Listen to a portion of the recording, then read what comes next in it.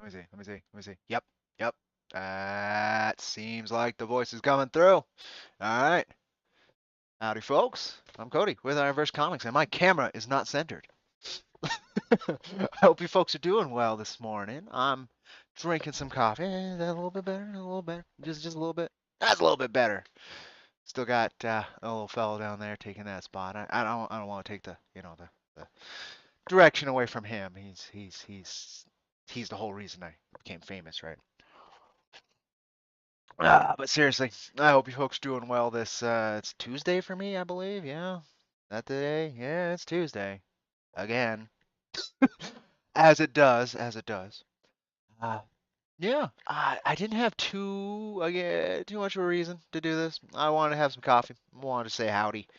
Um, Couple things that's come in, a couple things I want to talk about with Jack number 4, and then we'll be out. Should be a quickie. But we'll see how it goes. That is some mediocre coffee. Just the best. Just the best. Howdy, Arno. I'm glad you're doing very well. I like hearing that. I definitely like hearing that. Let me get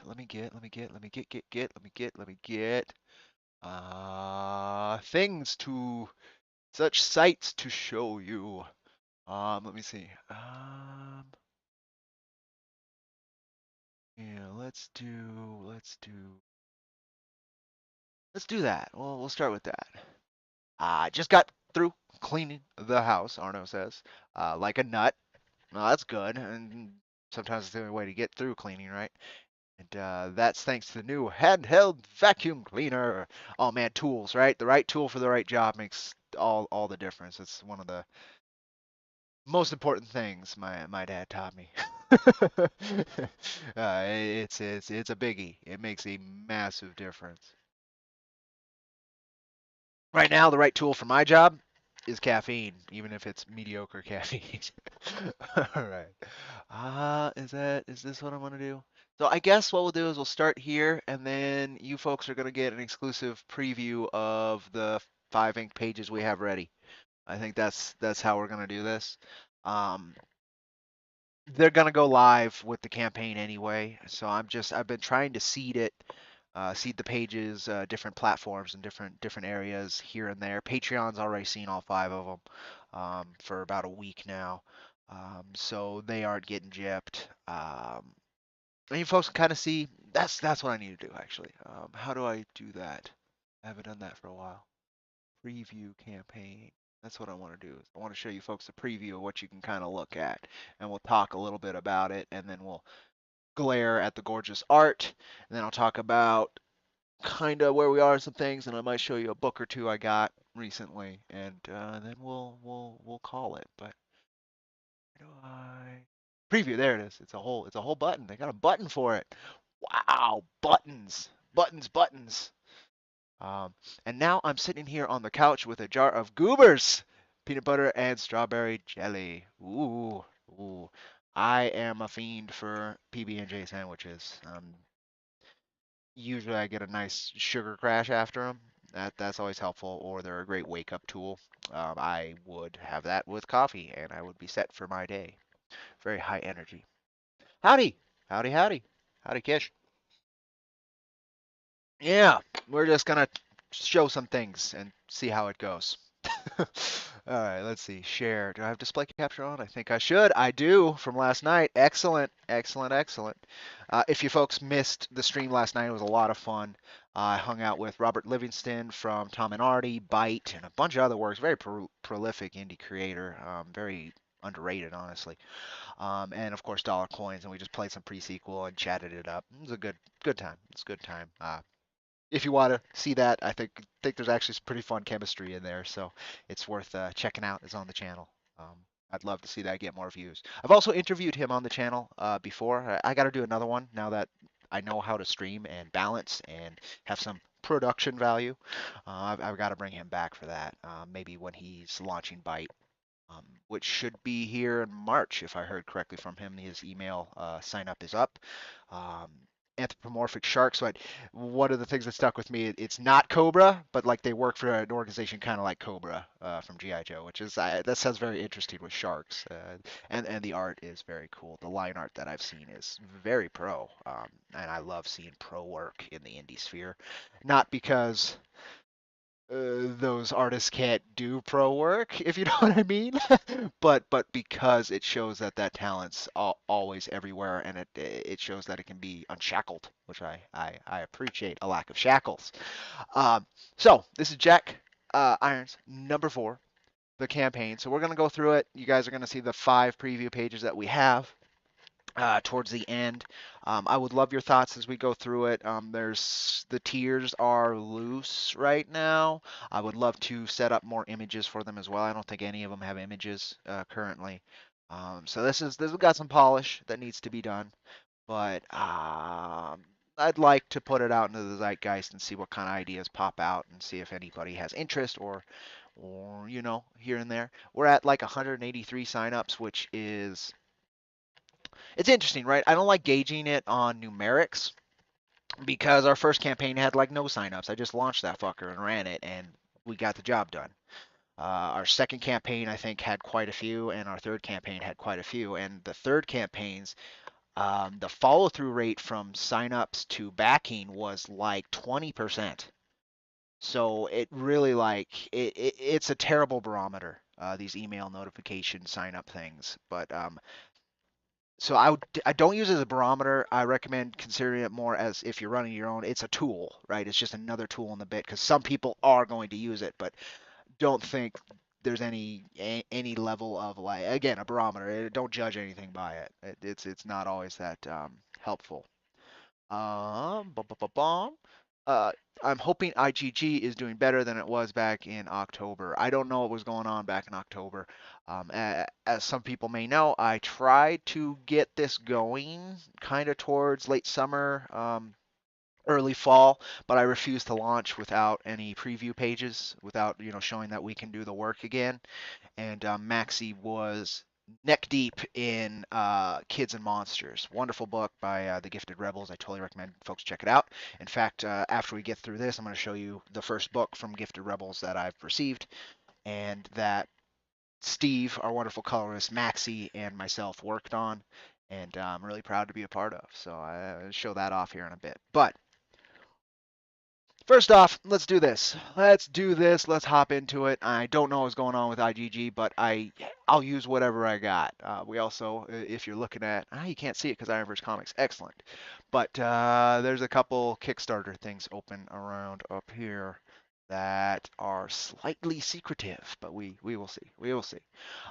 So first off, yeah, that's exactly how I'd vocalize that. That's the thing. So, and I have my pie chart, and you can see kind of the percentages of where things are going. I believe, what is it, 65 to 75% of our budget goes straight to the artwork, the actual production of it, and that's, me. I don't take anything from that. I'm trying to knock this as low as possible. In fact, this is lower than it would be had I not already invested in these initial pages. Uh, so, it's a thing. It's a thing. We've hit higher than that before, but that was counting in demand on a project. So this is our most, I don't want to say arrogant goal. It's our lofty. I'm going to use the word lofty. It's our loftiest goal so far, but it is what you can expect a professional level independent comic to actually cost if you're taking care of your artistic team, making sure things are printed and shipped properly. I don't know how some people can get away with lower than that unless somebody in the team's getting a little screwed. Like in my end, if I wanted a paycheck, that'd be a bit higher. But I don't consider myself getting screwed because I have the IP rights and I get the royalties and I just love what I do. So, but that's I look at that and it scares me.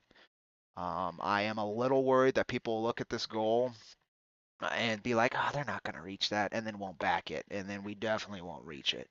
So I'm hoping folks don't get gun shy about it, because that's what we need.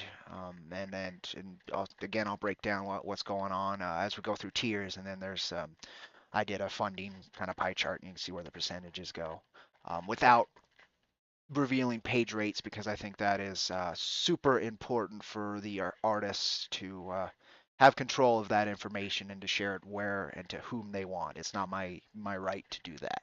So it's kind of lumped into one thing I call art. But you'll see. But that's the bit. That's the bit. Um, it seemed to be heavy CG only for a bit. Hope it shifted. Yeah, we'll see. I ran that Kickstarter a year before, and we got almost 7K on it, which was great. It wasn't what we needed to fund, but it was great. So we can pivot. As I've announced a few different times, issue number 4 will continue to be run until it's funded. What does that mean? We fail, it goes right back up, as soon as all the approval processes go through. If we're unable to fund or looks like we're not going to fund, I might pivot to Kickstarter and try it just for the hell of it. Maxie is taking a wonderful gamble on this so far as well.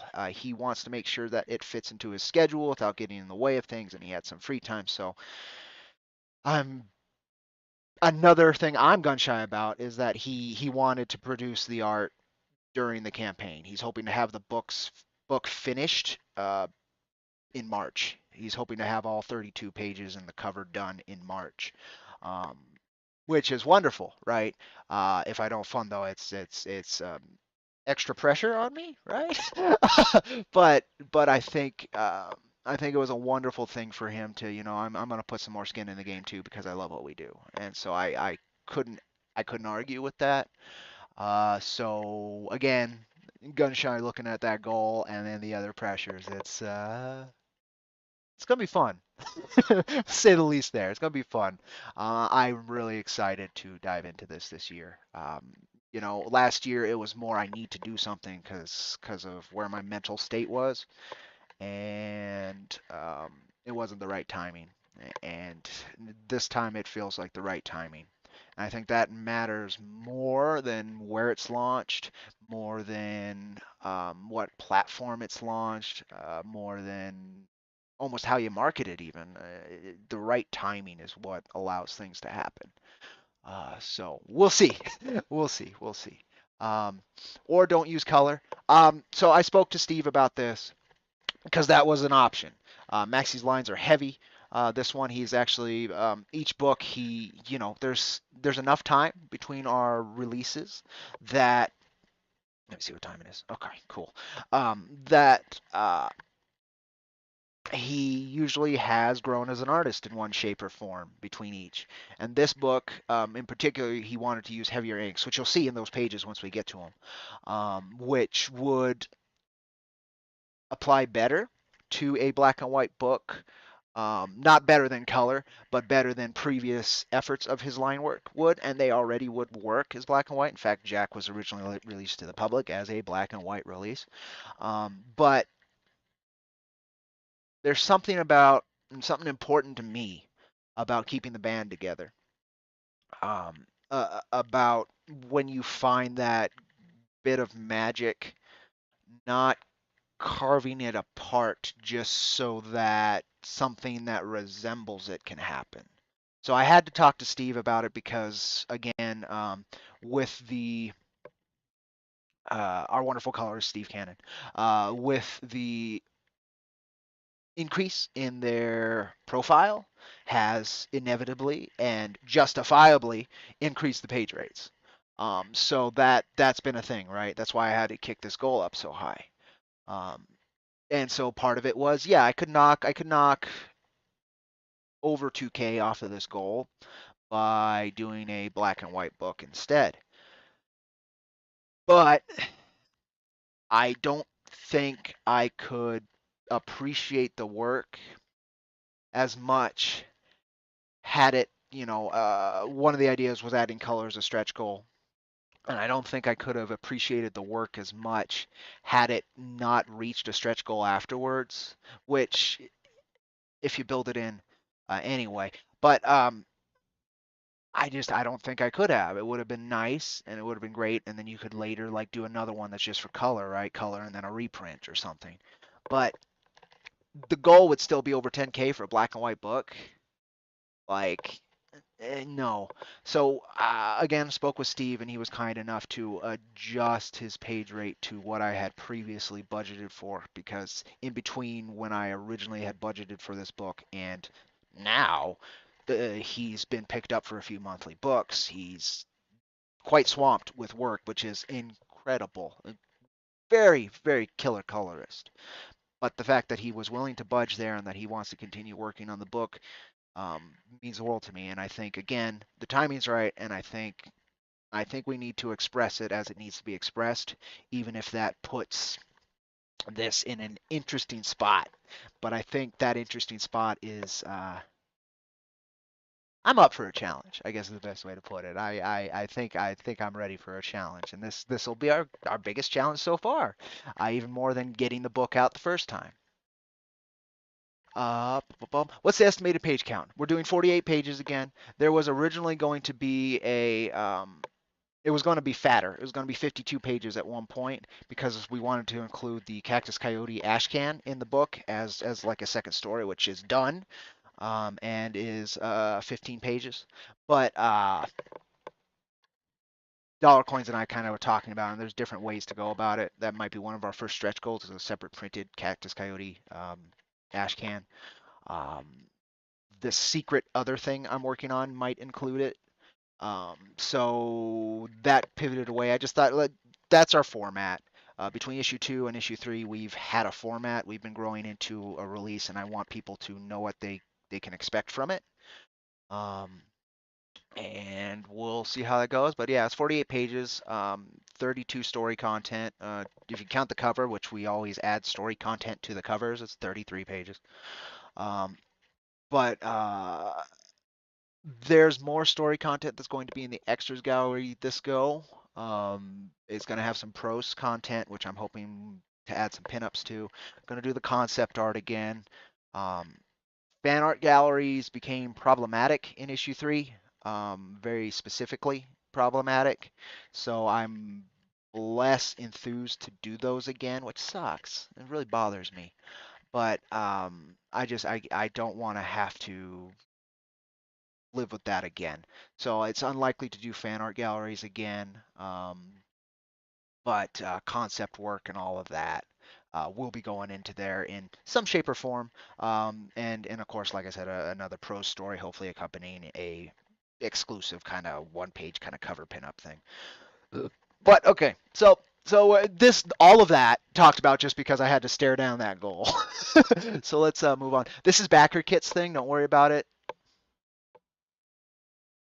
Yes. The secret project should have a two stretch goals depending on how this goes. It's either one stretch goal or two stretch goals, or we'll include it as one fat thing. But I think it'll be two stretch goals, and we'll see.